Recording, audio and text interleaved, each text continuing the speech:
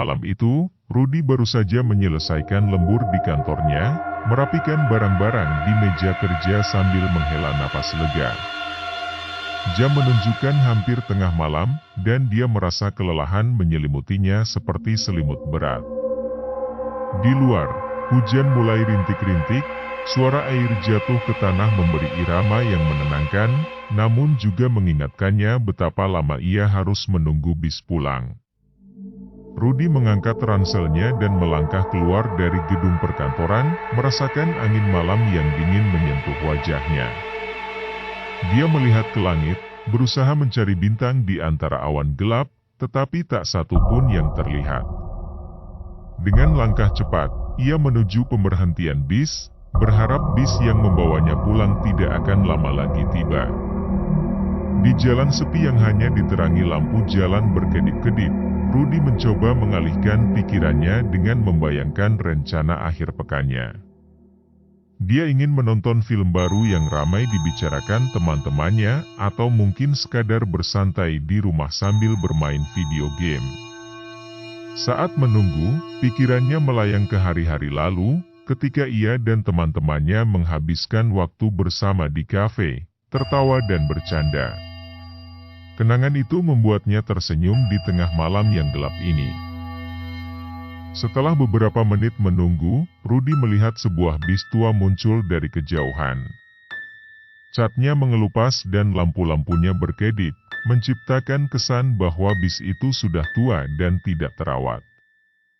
Namun, ia tidak memiliki pilihan lain.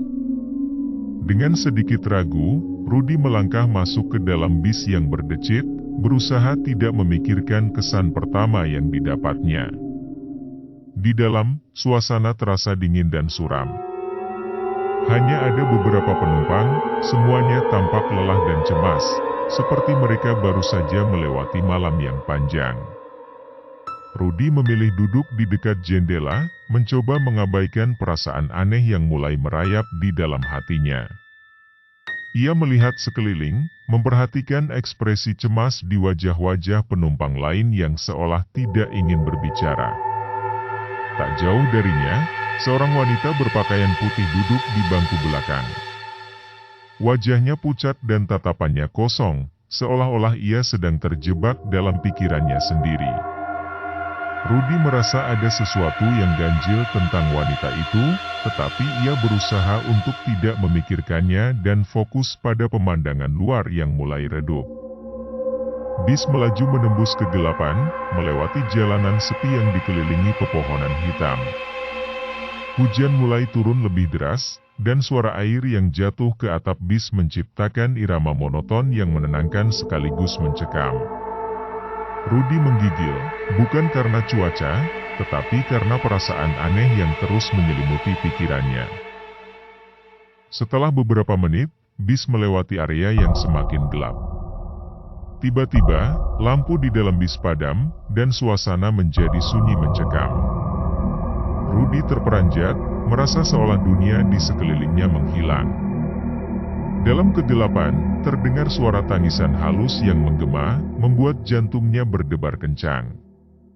Semua penumpang saling memandang dengan tatapan ketakutan, seolah mereka juga merasakan sesuatu yang tidak beres. Rudy meraih ponselnya dan menyalakan lampu, menerangi wajah-wajah cemas di sekelilingnya. Saat cahaya menyentuh wajah wanita berpakaian putih, Rudy terkejut melihat wanita itu berdiri tepat di sampingnya, wajahnya lebih dekat dari sebelumnya. Rudy dapat merasakan hawa dingin dari wanita itu, seolah ia datang dari kegelapan. "Bantu aku," suara wanita itu serak, seolah berasal dari jauh. "Aku tidak bisa pergi." Rudy tertegun, seolah kata-kata itu menghantamnya seperti petir. Kebingungan dan ketakutan menyelimuti pikirannya. Sebelum ia bisa bereaksi, pintu bis tiba-tiba terbuka lebar, meski tidak ada perintah dari sopir. Dalam keadaan panik, semua penumpang melarikan diri, berlari menjauh dari bis. Namun, Rudy terjebak dalam tatapan wanita itu, tidak bisa bergerak. "Siapa kau? Apa yang terjadi?" Rudy berusaha bertanya, tetapi suaranya terasa tercekat di tenggorokannya. Wanita itu hanya menatapnya, wajahnya tampak semakin tidak nyata, seolah ia terbuat dari kabut. Dengan cepat, wanita itu mengulurkan tangannya, dan dalam sekejap, Rudy merasakan tarikan yang kuat, seolah dunia di sekelilingnya berputar. "Ikuti aku," bisiknya, suaranya yang penuh kesedihan mengundang rasa takut yang mendalam. Bis itu melaju lagi, membawa Rudy jauh ke dalam kegelapan. Semua penumpang lain menghilang, dan suara deru mesin bis semakin membesar, menyatu dengan jeritan dalam hati Rudy.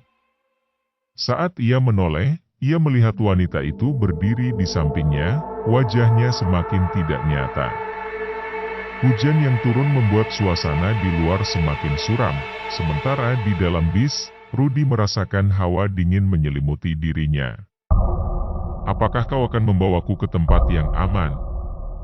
Rudy berusaha bertanya, tetapi wanita itu hanya tersenyum pahit, seolah mengerti ketakutannya. Dia tidak bisa menjawab, hanya menatap Rudy dengan mata yang penuh kesedihan. Tanpa peringatan, bis itu berhenti di tengah kegelapan. Pintu terbuka lebar, dan Rudy merasa ada sesuatu di luar yang menariknya. Dalam keadaan bingung, ia melangkah keluar, diikuti oleh sosok wanita itu. Namun, ketika ia menoleh ke belakang, bis itu sudah menghilang, seolah tersapu oleh malam. Hanya ada kegelapan dan suara angin yang berbisik, membawa Rudy ke tempat yang tidak ia kenali. Dia merasakan ketakutan melanda dirinya saat menyadari bahwa ia terjebak dalam dunia yang asing. Wanita berpakaian putih itu kini berdiri di sampingnya, wajahnya penuh harap. "Aku tidak bisa pergi sendiri," katanya, suaranya menggema di antara pepohonan gelap. "Tolong bantu aku menemukan jalan pulang." Sejak malam itu, Rudy menghilang tanpa jejak, dan bis tua itu tidak pernah terlihat lagi. Hanya suara bis dan tangisan wanita itu yang tersisa, terus bergema di malam sepi.